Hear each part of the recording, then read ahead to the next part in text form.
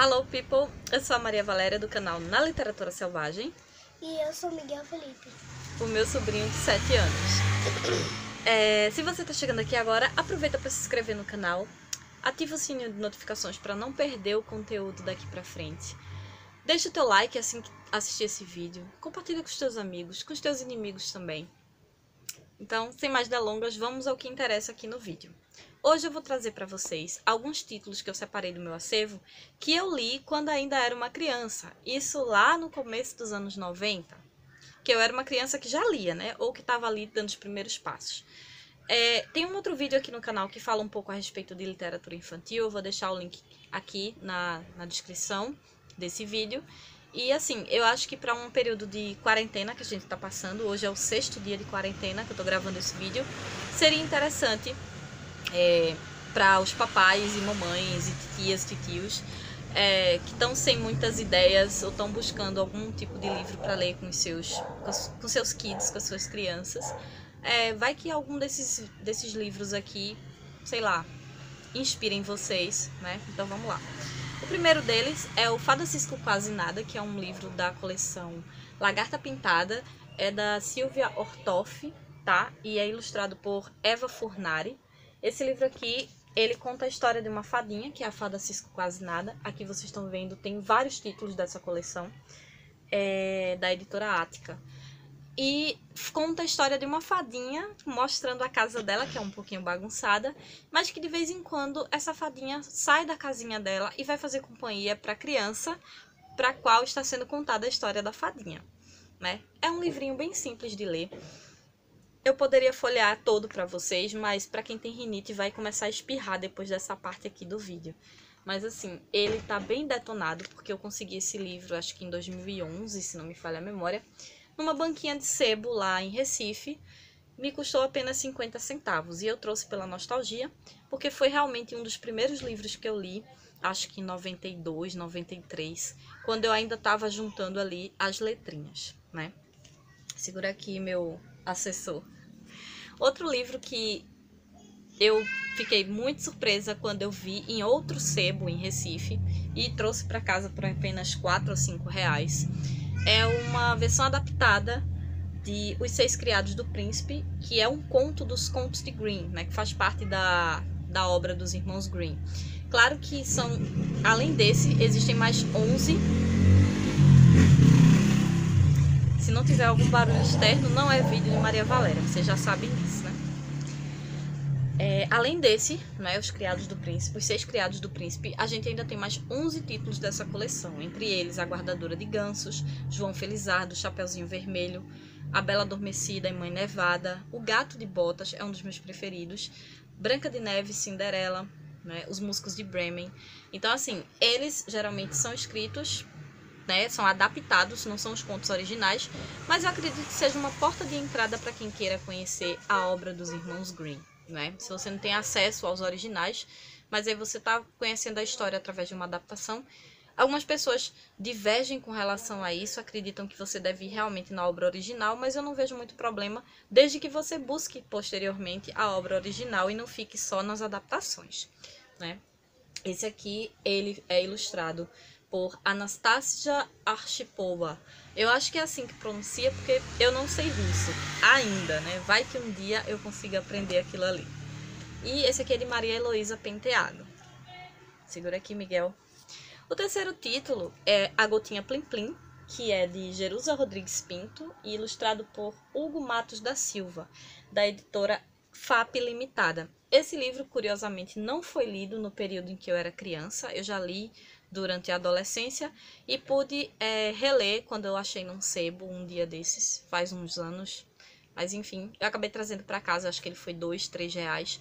E ele conta de uma maneira bem pitoresca o ciclo da água na natureza. Então eu acho ele super didático para você trabalhar com crianças, seja da idade de Miguel ou um pouco mais velhas. Eu acho que até o 6º ano seria válido você trabalhar com esse livro aqui, né? Eu tô falando como professora e eu acho que seria uma maneira bem simples de você ensinar aos pequenos, né, a questão do ciclo da água na natureza. Eu super valorizo esses títulos infantis que trazem esse aprendizado em sua maneira de contar histórias, né?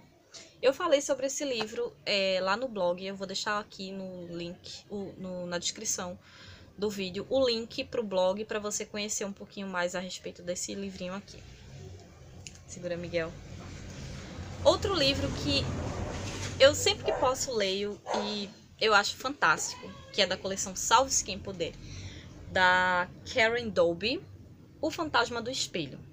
Esse livro, ele não é para crianças na idade de Miguel, 5, 6, 7 anos, mas assim, a partir dos 9, eu acredito que já dá para criança ler isso aqui e entender de boas. Ele é uma série, ele faz parte de uma série de livros que traz investigação, né, como o tema principal, e geralmente envolvem crianças ou adolescentes. Nesse caso aqui tem 3 semi-adolescentes que se deparam com uma mansão abandonada e resolvem entrar lá para xeretar. Só que, ao longo da história, à medida que ela vai avançando, existem algumas soluções que o leitor tem que descobrir para poder avançar na história.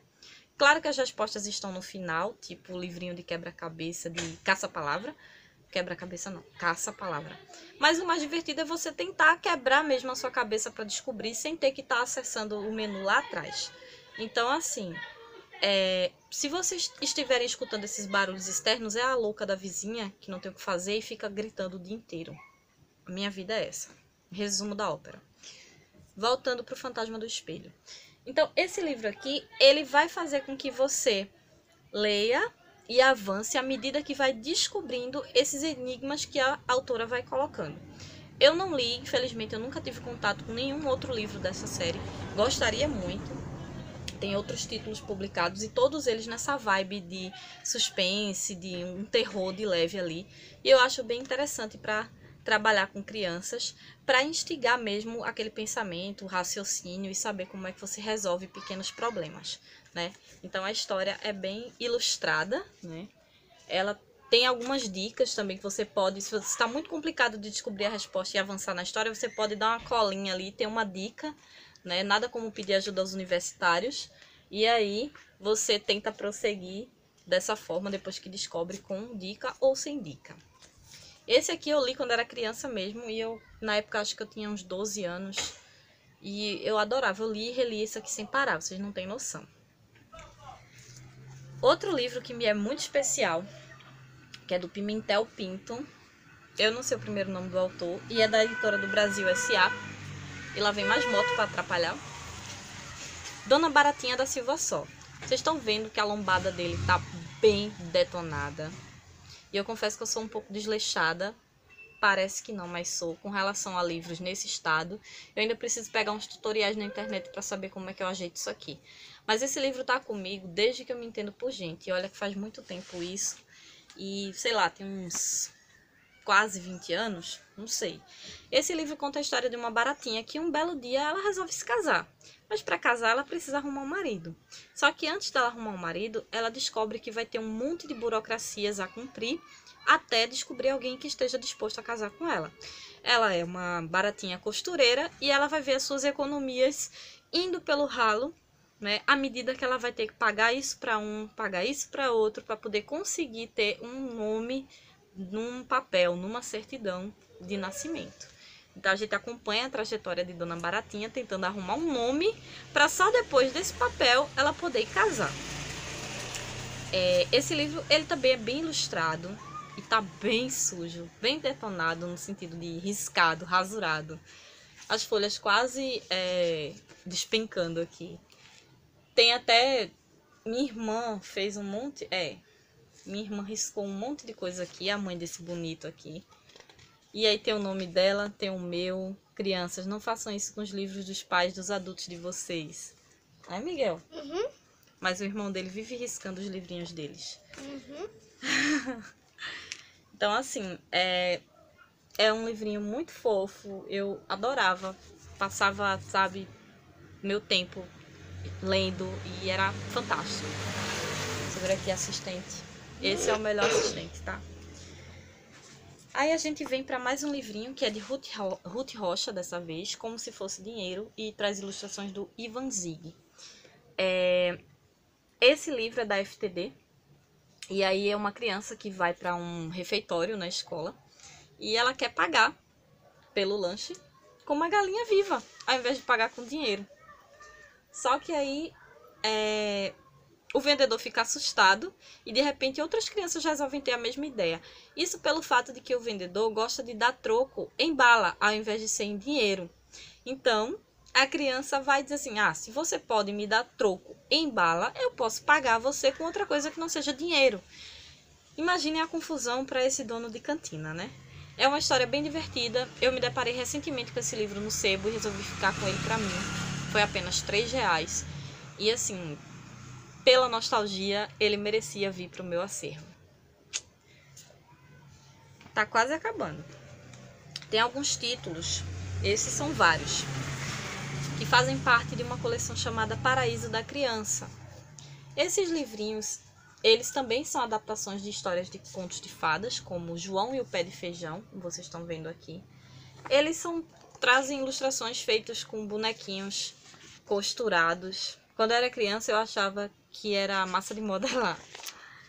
E aí, são histórias adaptadas das adaptações, porque são textos muito breves e a maioria dele é realmente, a história é contada através das ilustrações, né? Então, assim, claro que eu já tive acesso às histórias originais. Aí eu tenho aqui Alice no País das Maravilhas. Segura aqui, Miguel. Mas só pela nostalgia, porque eu acho essa coleção muito fofinha. Então, assim, sempre que eu vejo algum livro desses, como Branca de Neve aqui, por exemplo, sempre que eu vejo esses livros, eu trago para casa. O meu sobrinho mais novo, ele fica encantado quando vê isso aqui. Ele adora ver os bonequinhos e tal. É uma coleção da Edelbra. Essa editora é maravilhosa quando se trata de literatura infantil. Já tem um bom tempo que eu não acompanho o trabalho deles. Eu vou até dar uma sacada depois e ver o que é que eles andam publicando para crianças. Essa daqui, curiosamente, é uma história que faz parte do Paraíso 2. É um conto alemão, Helmut, o chopeiro de Colônia. Pode parecer estranho você colocar uma história para criança envolvendo bebida, mas assim, né, nos anos 80, nos anos 90, isso não era lá muito taxado. Hoje em dia, eu acho que eu não leria esse daqui em específico para uma criança, mas eu li, né? Ele venceu essa coleção, né? Venceu o Prêmio Jabuti em 85 como melhor produção editorial do Brasil em coleção. É bem curioso, né? E assim, como eu falei, são várias ilustrações, mas eu acho que é mais pelo fato de contar um pouquinho sobre a cultura alemã, não é nem pela questão da bebida em si. Então, dá pra fazer uma ressalva aí. Por último, mais ou menos importante, e eu acho que esse é o mais detonado daqui, coitado. Eu acho que esse foi o primeiro livro que eu li na vida. Eu não lembro a minha idade, mas é do Monteiro Lobato. Monteiro Lobato é um autor bem discutido atualmente. A gente tem aí o dia 18 de abril, que seria o nascimento dele, em comemoração à literatura, né? Acho que é literatura infantil. Agora eu fiquei voando, mas enfim, eu coloco aqui na descrição. Histórias de Tia Anastácia, tá? É um livro da editora Brasiliense. É uma edição muito detonada. Eu acho que se eu ganhasse uma versão nova desse livro, ainda assim eu não iria me desfazer desse, porque ele foi realmente um livro que me acompanha desde a minha infância. Tá? Ele é de 85, a publicação dele é do meu ano de nascimento, vocês estão vendo aqui, tá? E assim, ele tá muito detonado, pertence a Maria Valéria da Silva. Olha o que a gente coloca nos livros quando é criança, depois a gente cobra deles que não façam o mesmo. Aí pertence a não sei quem aqui, Maria da Silva, eu não sei quem é. Deve ser eu, né? Com outra letra, não lembro. E assim, esse livro, sim, aí como eu ia falando, né? Monteiro Lobato tem as suas controvérsias, porque muita gente defende que os livros dele devem ser retirados das escolas por conta da questão do racismo que a gente vê impregnados nos seus escritos, né? Ainda mais para criança. Mas como vocês, né, eu falei ainda agora, os anos 80, os anos 90 era um outro contexto. Eu acho importante você assinalar esse tipo de coisa, você ler com outros olhos, com outra perspectiva, é interessante, né?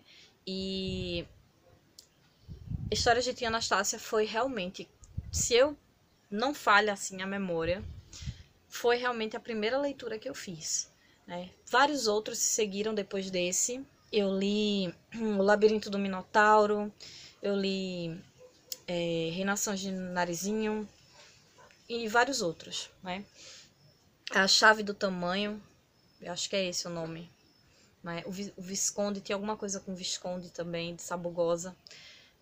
Mas dessa coleção eu só tenho realmente esse livro aqui. E eu li por muito tempo, lia, relia, voltava, né? E as histórias são bem engraçadas. Vocês estão vendo o estado do livro, né? Ele não sobreviveu bem aos anos, ao contrário de mim, claro. Mas ele traz histórias como O Sargento Verde, O Bicho Manjaléu, Manuel da Bengala, A Rainha que Saiu do Mar, A Mulher Dengosa, O Cágado na Festa do Céu, O Pulo do Gato, O Jabuti e o Homem, O Jabuti e a Caipora, O Jabuti e os Sapinhos, O Camponês Ingênuo. E parece que à medida que eu vou lendo o índice, as histórias vão voltando para minha cabeça, sabe? Eu vou lembrando a moral de cada uma delas, ou de boa parte delas, né? E assim, já tá dando vontade de reler. Quem sabe eu não releia para esses pequenos aqui, né? Então é isso. Eu espero que vocês tenham gostado. Compartilhem com seus amigos, com seus inimigos também. Eu acho que eu já falei isso no início do vídeo, mas não custa a gente relembrar. E aí, vocês já leram alguns desses títulos? Vocês têm curiosidade de ler, apesar da vida adulta estar aí batendo na nossa porta junto com os boletos? A quarentena faz a gente fazer coisas inimagináveis, né? E uma delas é voltar realmente a esses livrinhos, né? Fazer essa revisita. Então é isso. Kuss, tschüss, bis bald.